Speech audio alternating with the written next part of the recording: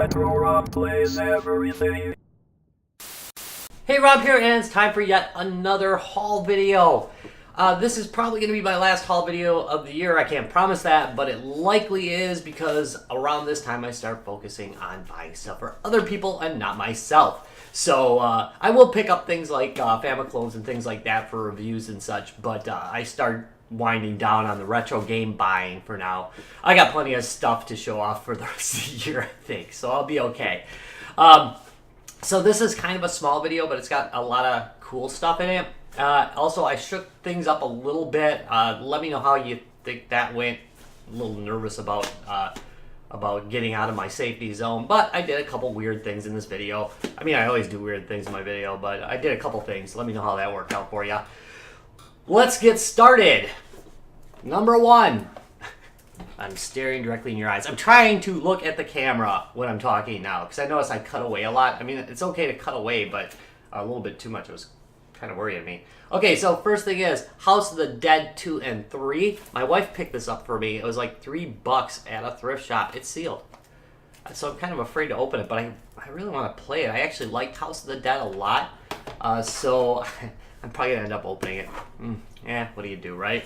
Another thing I got, if you watched last time's video, I did get a 3DS XL, a new one, and this is Mario Kart 7 for it. It was on sale, I think, for $20, 25. Anyway, I did a price match because it was on sale somewhere else, but I haven't played it yet, but I'm really excited to try it. I do like the Mario Kart series a lot. I know I don't, other than really retro stuff, I don't generally talk about Nintendo on here, and that is because of the way they treat YouTubers. I don't like them constantly going after content that I create, so I basically avoid them as a topic.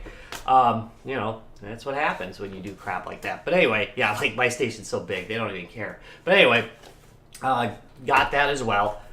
Another thing I got was, this is another wife pickup. My wife found these too. Grand Theft Auto 3, Grand Theft Auto San Andreas, and Grand Theft Auto Vice City for the PS2. She found them all as a little set. They were like $3 a piece. I've got, I don't know if you see it back there. Maybe I'll just cut to it. But my PS2 collection's been growing.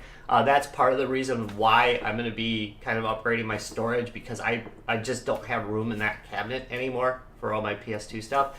And my PS1 stuff is hidden in a trunk.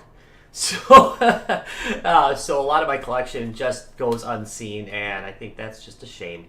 But anyway, more stuff for it. I'm really, really happy with the way the PlayStation 2 stuff's going, which is kind of funny considering, as I mentioned before, at one point I said I was never going to collect for PlayStation 2. Yeah, well, lied on that one, I guess. Alright, so I've got a little video interlude for you on my next item, so why don't we just cut to that, and I'll be right back. And hiding in this bush we see the rare albino PlayStation 2. Not many of these survive till adulthood because their coloring makes them easy prey for predators. But this one looks like he's doing just fine. We'll leave him alone. Oh, what the heck, let's poke him with a stick. Well, that was pretty amazing. I mean, you seldom see the PS2 in its natural habitat like that, let alone an albino one.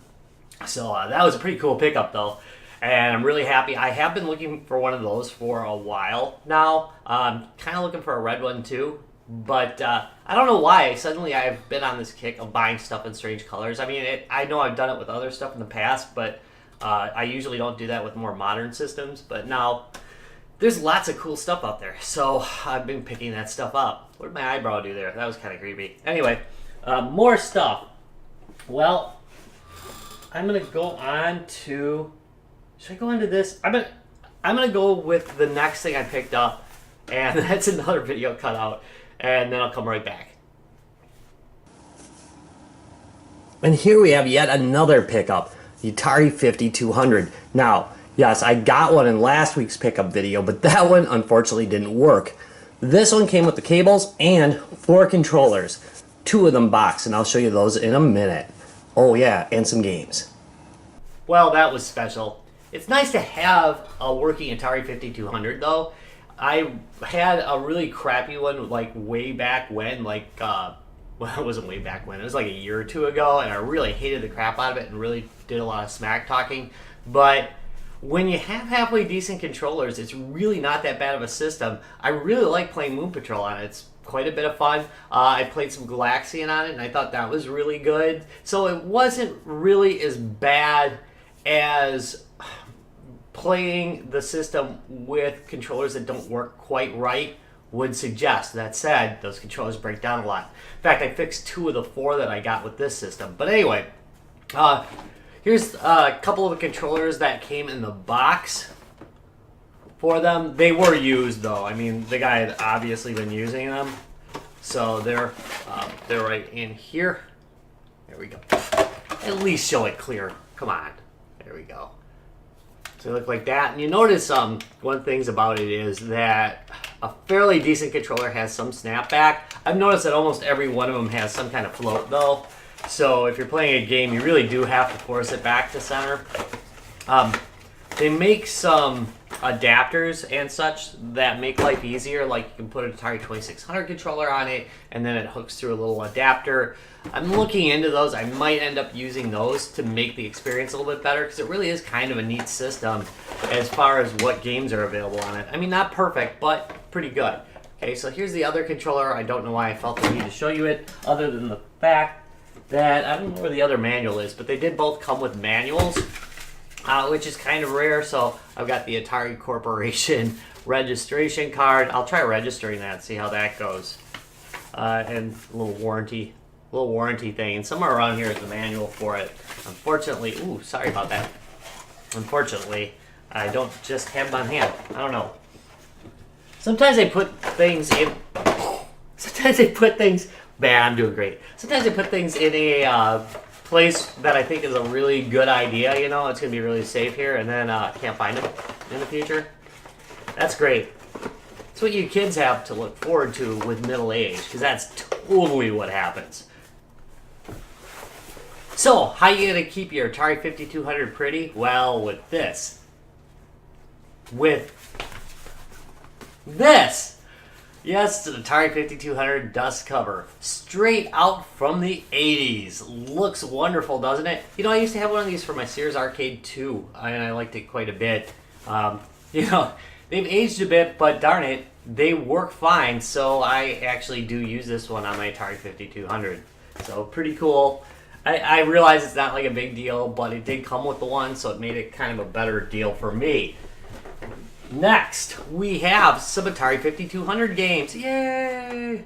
We've got Pole Position, which I really love in that handheld Namco thing. Not so much these little home ones. I don't know why. I just don't find them to be as fun as the arcade game. But, you know, nice little version of it. I think they released one with the Atari 7200 too. Or 7800. I said 7200. 7800 as well. I'm not going to show you these don't have any inserts or anything with them, so it's just the cartridge, so I'm not going to bother pulling that out, but they did come with the cartridge, obviously. Galaxian, this one I did play, and it's really quite good. I really had no complaints about it. The sound is a little bit off, though. There's something not right with the sound. I almost think the Atari 2600 version sounds a little bit better. We've got Kicks, which is one of my arcade favorites. If you have never played this game, go out and play this stinking game now. It's fun. You basically try to draw a line and fill in as much of the screen as possible. So, like, you draw a line and you make little boxes, and the more, you know, area you can fill, the higher your score. It really is a lot of fun. It's quite a creative game. Like it. Of course, you were required to buy Pac-Man on the Atari 5200 if you had an Atari 5200. Quite nice. Quite a nice version of it. You know, it suffers from the controls, but it's not terrible. This one, however, does not suffer much from the controls. This is River Raid by Activision. If you don't know what this is, go find a video like right away, because it's really a good game. Enjoyable. I noticed that they added some little air balloons to it. Lovely. Next, we have Q*bert. And this one I thought came with the manual, and then I found out it had like a bunch it had a bunch of VHS manuals in it. Lame. So, Q*bert, and here is the back cover. Have not tried this one on here yet. I did develop. I I developed a relationship. No, I did actually meet the developer of Qbert. He was in the G2B room last year, and we took a picture of him playing Qbert in VR, which was pretty cool, because we do like a VR setup. Oops, dropped it. It made it all that time, and then I dropped it. But anyway, that was kind of cool, and it was nice to meet him. I met a few developers through G2B, which is pretty cool. I also met the guy that made Zaxxon for the ColecoVision. He's also the guy who made the Dungeon video game. That was like, I interviewed him on the show, and that was just like, that was terrifying. That was just like the scariest interview I've ever done. I'm usually not too starstruck. You know, we meet a lot of developers, but man, I lost it. Anyway, next. No, not this yet. This is cool as heck. Check this thing out. It is a fake Vita. I cannot wait to review this thing. It actually looks pretty good. It was $30 delivered from China, so it's on the high end of the things that I buy. But look at, they even use a picture of the Vita. I've taken a little peek. And for my unboxing, I did.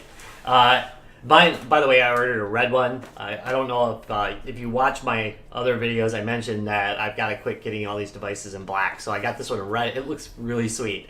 Also, it's heavy. I think it's made out of metal. So anyway, really excited to play with this. It's probably not going to be too great, but hey, it's a neat little thing nonetheless, and I am excited to see that one. Finally, Nintendo. Yeah, I got a Nintendo Switch, and I wasn't 100% sure I was going to get one of these. I was pretty on board early on when I heard that it was going to be kind of a tablet game hybrid, because that's like right in my area of playing. And come to find out, it really is good. I'm very surprised by it. I gotta say, it is pretty much everything you kind of expected out of the GPD XD or something like the NVIDIA Shield. Now I do realize that there's a lineage shared here with the Shield, but it's everything you kind of wanted out of those and a little bit more. It really just it really succeeds. I gotta say, I can't wait to see what newer games are released for it. But anyway, what prompted me was, of course, Super Mario Odyssey, which I have played, and it is really freaking excellent. I like it quite a bit, if you're wondering. I don't know if you even care, because I'm pretty sure everybody knows what a Switch looks like by now, especially if you hold it upside down. But anyway, here's the Switch. I've got the Joy-Cons attached to the side right now, but you can, of course, detach them, attach them to a central controller. You can use them as two controllers if you wish. Also, and if you're going to use them as two separate controllers, you've got these little lanyards that you can attach to them that clean them up a bit. But anyway, really great system. I play it in like 2-hour bursts, and the battery seems to have lasted just fine. I'm really pretty happy with it. I gotta say, I'm suitably impressed with this particular item and enjoy it. Unfortunately, I'm never going to do any gameplay on it because, Nintendo. So that is it. That is all I have picked up. Probably the last pickup type of video I will be doing before the new year. Thank you very much for watching. If you enjoyed this video, do me a favor, give me a thumbs up, subscribe for more. I will, of course, be covering the family clones and all the other stuff that I generally do. More Atari, more XD Live, and I'm going to be doing a couple more videos on the GPD Pocket, because I've got a couple things to say about that after using it, and most of them are positive.